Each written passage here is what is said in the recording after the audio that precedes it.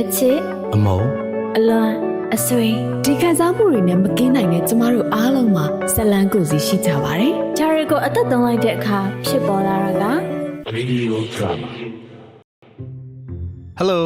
အခုကတော့ Radio ဇလန်းနားဆင်ရမယ့်အချိန်လေးဖြစ်ပါတယ်။ဒီတစ်ပတ် Radio Drama အစီအစဉ်ကနေပြီးတော့မှ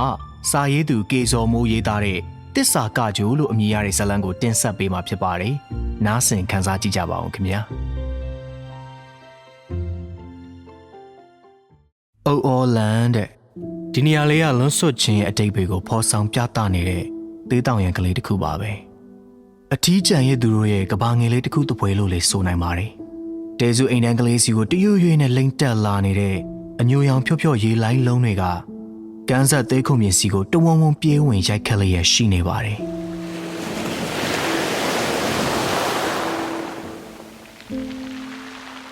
စီကြံမမှန်ညင်ညင်တတပြေးတက်လာတဲ့လိုင်းလုံးတွေနဲ့အတူအမိုက်သရိုက်တချို့ကသေးတောင်ပြင်ပေါ်ကိုတင်ပို့လိုက်ဆွဲချလိုက်နဲ့ပင်လယ်ရင်ပြင်ရဲ့တရုတ်ကိုထုတ်ဖော်ပြသလျက်ရှိပါတယ်။နေ့အလင်းကတော့ဆွေဆောင်စွာနဲ့အနောက်ရက်ပင်လယ်အတွင်းကိုတအီအီဆိုသလိုကြာဆင်းလာခဲ့ပါပြီ။တဲတောင်ရံပေါ်မှာရှိတဲ့ခြေရအချို့ကကန်းကက်လိုင်းတွေရဲ့ဖုံးလွှမ်းဖြတ်သိမ်းမှုအောင်မှာမမြဲချင်းစရိုက်ကိုဖော်ထုတ်ပြသလျက်ရှိပါတယ်။တဲတောင်ရံပေါ်မှာတိတ်ဆိတ်ငြိမ်သက်စွာရပ်နေတဲ့အမျိုးသမီးတူကတော့ပင်လယ်ပြင်ကိုလေးလေးနက်နက်ရှုမြင်နေသူတယောက်လို့မမိတ်မတုံစိုက်ကြည့်လို့နေပါတယ်။သမီးအေးဖြူရေပြန်ကြရအောင်ကွယ်။နေလဲစောင်းလို့မှောင်လာတော့မယ်သမီးရဲ့။မောင်ရီမွေပါခင်မကကြောက်ရတယ်သမီးရဲ့။လာပါကွယ်။အမေလဲလေတိုးလို့ချမ်းကျင်တယ်လို့တောင်ဖြစ်နေပြီသမီးရဲ့ခဏလောက်ထပ်နေလို့မရဘူးလားအမေဒီကြချင်းဆိုဒီတောင်ပေါ်ကိုသူပြန်လာမှသမီးတည်တယ်သူကခတိတည်တဲ့သူပါသူပြန်လာရင်ကြို့ဖို့သမီးစောင့်နေတာပါသမီးရဲ့ပြန်ရအောင်ပါကွယ်နော်မှောင်လာပြီလေသမီးရဲ့မနှက်ပြန်ကြမှာအမေတို့လာဆောင်ရအောင်သမီးရဲ့နော်သမီးပြောသလိုပဲမောင်မြင့်အောင်လေးကခရီးတည်တဲ့သူပါမောင်မြင့်အောင်သမီးစီပြန်လာမှာပါလာပါကွယ်သမီးရဲ့လာပါ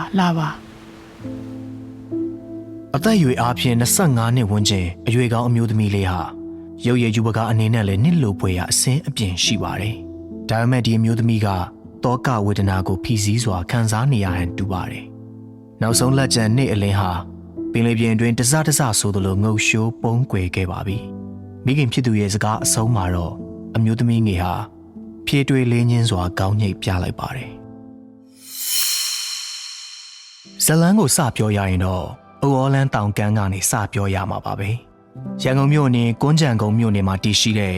စေအိမ်တန်းလက်ခုပ်ကုန်းကမ်းခြေနဲ့တဆက်သေးဖြစ်နေတဲ့ကျွန်းပင်ရောအိုအော်လန်တောင်ကမ်းခြေက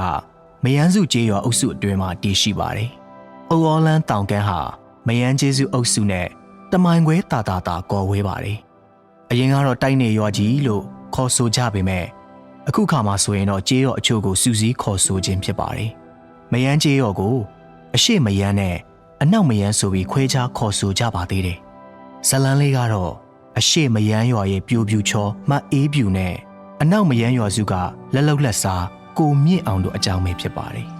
အေးဖြူအခုလိုပဲသူများပွဲတွေမှာလိုက်ပြီးလောက်ကင်ပေးနေတော့မှာလားကို့ပွဲအတွက်လည်းလုံအောင်လေဟဲ့လာမှာပေါ့ချောခင်ရဲ့ညီရလဲဖြစ်ဖြစ်ပေါ့ကျုပ်တို့ကလေညီနဲ့ကိုမြင့်အောင်ကြီးတို့ပွဲကိုမြင်ကျင်လာပြီတော့ကဲချောခင်ရဲ့ညီစားကျင်လဲလေအခုကိုသားအောင်တို့မင်္ဂလာပွဲမှာအဝသာစားပြီတော့ရှင်အရှိမယန်းရွာမှာနေထိုင်တဲ့မအေးပြူကရွာရဲ့ကွန်းတောင်ကိုင်ဖြစ်ပြီးကြည်လင်တန့်စင်တဲ့အလှတရားပိုင်ရှင်မင်းမပြိုလေးဖြစ်ပါတယ်မအေးပြူရဲ့မိဘတွေကမယန်းရွာတကြောမှာတော့လက်ညှိုးထိုးမလွဲလောက်အောင်ကိုလေဧကအမြောက်အများပိုင်ဆိုင်ထားကြတဲ့ကြေးရတက်တွေပါမအေးပြူတို့ကမျိုးရိုးအစင်ဆက်ချမ်းသာကြသူတွေအနောက်မယန်းစုရွာသားကိုမြင့်အောင်တို့မိသားစုကမအေးပြူတို့လေမှာတရင်ကားလောက်ကြပါတယ်မိုးကုံလို့စပားရိတ်သိမ်းပြီးတလင်းပိတ်သိမ်းချိန်ရောက်လာပြီဆိုရင်တော့ပင်လေဆင်းပြီးတော့အသက်မွေးဝမ်းကြောင်းပြုတ်ကြပြန်ပါတယ်ကိုမြင့်အောင်တို့ကတော့ကိုပိုင်အရင်းနှီးနဲ့ပင်လေဆင်းတာမဟုတ်ဖေနဲ့ပင်လေဆင်းနိုင်တဲ့ဝေရှင်နေစီကနေပြီးတော့မှတရားဒီပုတ်ပြက်လာခနဲ့ဖြစ်စေလာစဉ်လာခနဲ့ဖြစ်စေငါ6ပေါ်တဲ့အချိန်စေပုံတပုံဝေစုနဲ့ဖြစ်စေလောက်ကင်ကြရတာပါကိုမြင့်အောင်က အနောက်မယမ်းရွာရဲ့ကာလာသားခေါင်းဆောင်တယောက်ဖြစ်သလိုစိတ်သဘောထားအင်မတန်ကောင်းပြီးတော့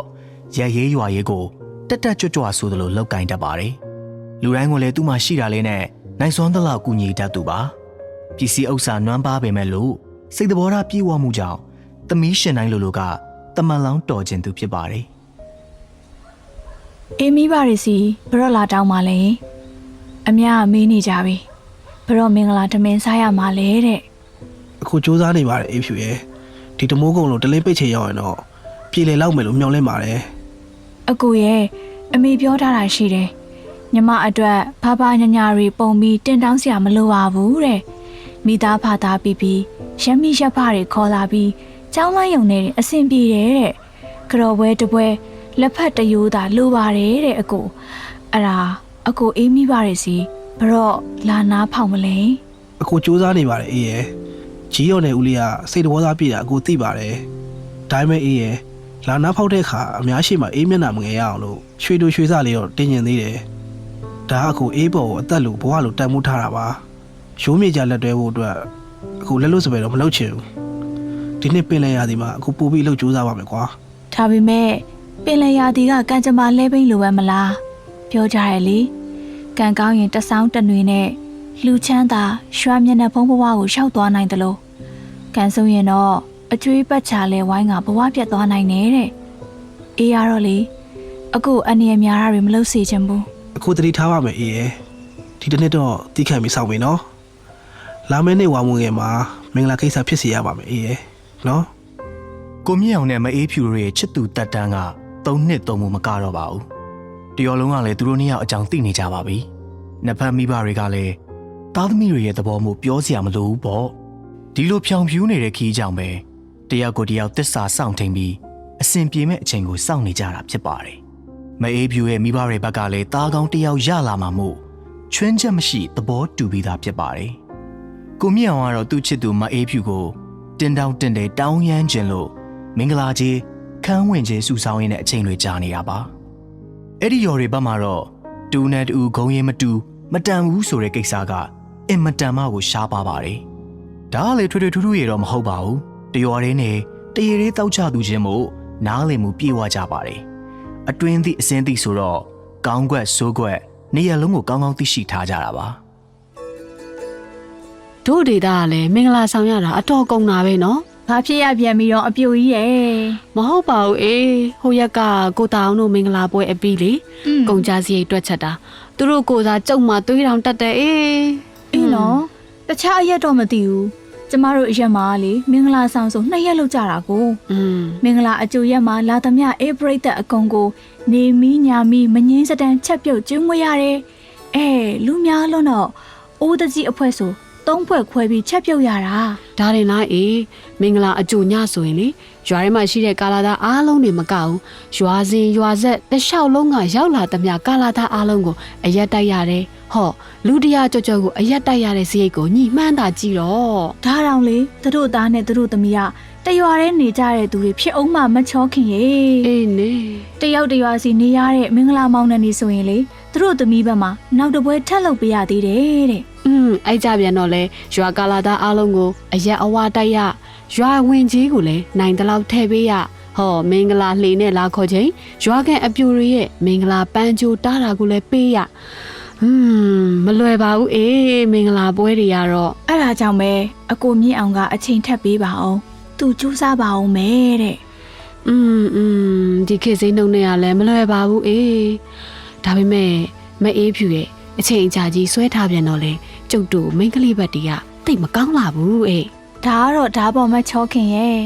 ကျမတို့ဘက်ကဘာမှမလုပ်ဘူးဆိုတာတော့အကိုရဲ့ကျမအပေါ်ထားတဲ့စေတနာမို့အရန်လဲအပြစ်မမြင်ရပါဘူးရှင်အင်းလေပြောတာပြောရတာပါညီတို့နှစ်ယောက်ရဲ့တယောက်အပေါ်တယောက်ထားတဲ့မေတ္တာနဲ့တစ္ဆာတရားကတော့ကျုပ်တို့ဘေးလူတွေတောင်အားကြရပါတယ်အေးကဲအပြိုကြီးအားကြနေပြီပေါ့လीမာယာများလုံးနဲ့ပင်လေပြင်းဟာခံမှန်းရခတ်ပေမဲ့လို့တချို့ဖြစ်စဉ်တွေကတော့ပင်လယ်နဲ့နီးစပ်သူတွေအလွယ်တကူသိရှိပြီးသားဖြစ်ပါတယ်။မိုးလေထန်တဲ့အချိန်တွေမှာငါးတက်ကျန်းတာကပင်လယ်ရဲ့သဘာဝဖြစ်တယ်လို့ဒီအချိန်မှာငါးအကြီးကျယ်ရတတ်ပါတယ်။လှိုင်းလေထန်တဲ့မိုးတွင်းကာလတွေမှာအန်ဒီများလွန်းတဲ့အတွက်အများစုကတော့ပင်လယ်လုပ်ငန်းတွေရပ်နားလေးရှိပေမဲ့လို့ တချို့ကြပြန်တော့ကမ်းခြေကနေလှမ်းမြင်နိုင်တဲ့ကမ်းနီးနေရာမှာမျောပိုက်ချကြပါတယ်ပင်လယ်ဆင်းတဲ့သူတချို့ကတော့တစ်ခေါက်ဆင်းပြီးကုန်းပေါ်ပြန်တက်လာတဲ့အခါငါးအမြောက်များရကြပါတယ်ဒီလိုအထီးအမိများတဲ့တဲ့င်းကိုမြင့်အောင်တယောက်ကြားပြီးတော့ပင်လယ်ဆင်းကျင်လာပါတော့တယ်လေတရင်ငါကိစ္စကိုအဖေနဲ့ညီဖြစ်သူကိုတာဝန်ပေးအပ်လိုက်ပြီးပင်လယ်ဆင်းဖို့ပြင်ဆင်ပါတော့တယ် လှိုင်းနေလေပင်နဲ့အကိုရဲ့ပင်လေထဲမစင်းပါနဲ့လား ဒီအချိန်ကငါအမိကျန်းနေတာတလားတော့ဆင်းလိုက်ရင်မိုးကုံတဲ့အခါအေးပြူတင်တောင်းတင်နေနဲ့တင်တောင်းနိုင်ပြီလေဟိုဘက်ဒီဘက်ချီးငှားထားတာရယ်စူတာဆောင်းထားတာလေးတွေကိုရင်းလုပ်လိုက်မယ်နားထားတဲ့လှေနဲ့ဆွဲပိုက်ကိုဈေးတက်တက်နဲ့ငှားလိုက်မယ်လေ အေးရတော့လေအကိုကိုစိုးရိမ်နေအေးတို့အမြန်ဆုံးနှိစက်နိုင်မဲ့အနေထားမို့အတိုက်ခံလည်းမပြောရပါဘူး ဒါကအခုအတွက်ခွင့်ရေးပါနောက်တစ်ခေါက်ဒီလိုခွင့်ရေးရဖို့မသေးကြတော့ဘူးအေးရဲ့အခုလိုငါတက်ကျမ်းပုံမျိုးနဲ့ဆိုရင်တလားလောက်ဆင်းရုံနဲ့မင်္ဂလာကြီးအဆင်ပြေပြီဝါကျွတ်တာနဲ့အခုတို့အတူတူနေလို့ရပြီဟုတ်လား အေးမအကိုရဲ့ခရူးဆိုင်ပါ ကိုမြင့်အောင်တယောက်နှက်ကောင်းနှက်မြက်တွေမဆနေတယ်လို့ကန်လိုက်နေပုံကပင်လေထဲနှစ်ခေါက်ဆင်းလိုက်တဲ့အခါရင်းထားတာတွေကြေယုံတာမက9ဆ8ဆလောက်အထိအမျက်ရနေပြီဖြစ်ပါတယ်ပြောရရင်တော့အသင့်တင်မင်္ဂလာဆောင်လို့ရပြီပေါ့ဗျာလူရည်ဆိုတာကလည်းအခွင့်အရေးလေးရလိုက်ရင်စိုးရုပ်ယုံကြတဲ့သူတွေများလာပါတယ်အခွင့်လေးတာခိုက်မှာပင်လေထဲနောက်တစ်ခေါက်ထပ်ဆင်းဖို့ကိုမြင့်အောင်တယောက်ပြင်ဆင်ပါတော့တယ်မအေးဖြူအတွက်လက်ဝတ်လက်စားလေးဆင်ပေးဖို့ဆိုတဲ့မျှော်လင့်ချက်နဲ့ပါမအေးဖြူကမသွားဖို့တားဆီးပေမဲ့လေစိတ်ဆောင်နေတဲ့ကိုမြင့်အောင်ကိုတော့နားပအောင်မပြောနိုင်ခဲ့ပါဘူးမိုးကလေးတစ်ဖြိုင်တစ်ဖြိုင်ရွာနေတဲ့မနက်ခင်းတစ်ခုမှာကိုမြင့်အောင်တယောက်ပင်လေထဲဆင်းခဲ့ပါတော့တယ်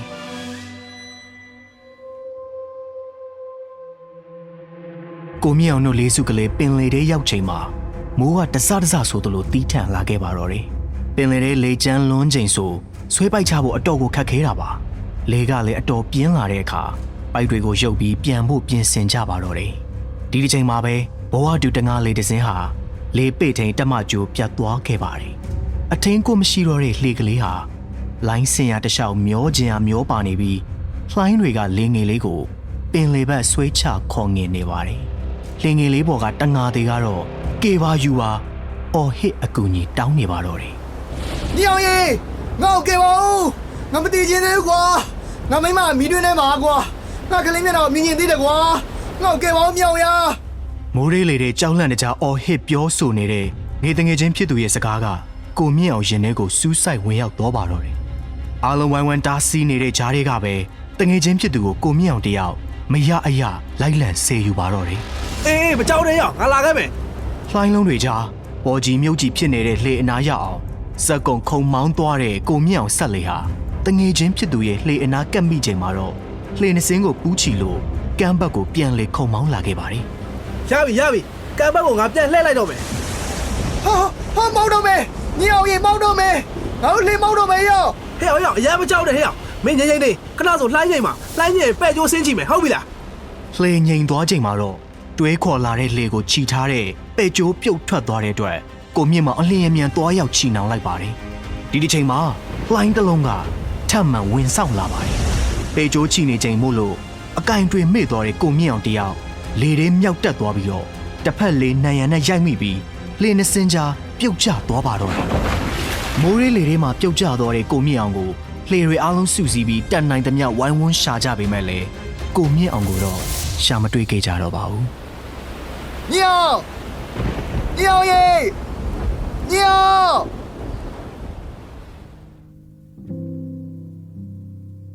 နေကပင်လယ်အတွင်းတိမ်စာငုတ်ရှိုးဝင်ရောက်စာပြုနေပါပြီနေတနေ့ရဲ့နောက်ဆုံးလက်ကျန်အလင်းနှုတ်စည်းစာနဲ့အတူတဲတောင်ရံမှာလိုင်းရိုက်တံများမှအပပဂတိငြိမ်သက်လျက်ရှိပါတယ်အဆုံးစားမဲ့ပင်လယ်ပြင်စီကိုငေးရီနေတဲ့အမျိုးသမီးတူရဲ့မျက်ဝန်းအစုံမှာတော့မျက်ရည်တို့ဝဲ့တီးပြီးနှူးညံ့တဲ့ပါးပြင်ပေါ်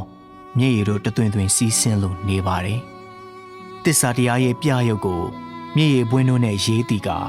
ဒီတောင်ရံပေါ်မုံချေတာထားခဲ့ပါပြီနေပေါင်းများစွာຫນွေပေါင်းများစွာရင့်တန်ခဲ့ပါပြီလွန်ခဲ့တဲ့25နှစ်တာကာလတွေမှာတော့နေညိုစောင်းချိန်ရောက်တဲ့အခါတိုင်းအိုဩတောင်ကမ်းခြေကိုရောက်ရှိလာပြီးတော့အဆုံးစားမဲ့ပင်လေပြင်ကိုငေးမောကြည့်နေတဲ့အမျိုးသမီးတူကိုတော့နေ့စဉ်လိုလိုတွေ့မြင်ကြရမှာပါ Radio drama brought to you by MI Radio. MI Radio ပရိသတ်များအခုနားဆင်ကြရတာကတော့ဇလန်းကေစော်မူဇညွန်မင်းမင်းထွန်းငိမ့်လေးမွန်တို့မှရေးသားတင်ဆက်တဲ့တစ္ဆာကကြိုဆိုတဲ့ဇလန်းလေးကိုနားဆင်ကြရတာဖြစ်ပါတယ်ဒီအစီအစဉ်ကိုတော့အမငိမ့်လေးမွန်မှစီစဉ်တင်ဆက်တာဖြစ်ပြီးဇာကြောင်ပြောသူအဖြစ်ကျွန်တော်ဆွေတပ်ပိုင်အပါအဝင်ဇလန်းဇက်ကောင်နေရာမှာပါဝင်တရုပ်ဆောင်ပေးခဲ့ကြတာကတော့မဖြိုးကိုညံတန်ဖြိုးအောင်နဲ့မငိမ့်တို့ပဲဖြစ်ပါတယ်အတန်ဖမ်းပေးပြီးတော့မှအတန်တီးဖြတ်ခြင်းကိုအကောင်းဆုံးတာဝန်ယူပေးထားတာကတော့ Audio Engineer တန်ဖြိုးအောင်ပဲဖြစ်ပါတယ်။ MI Radio ပရိသတ်များရဲ့ကလောင်စွမ်းကို Radio Drama နဲ့အတူပုံဖော်လိုက်ပါ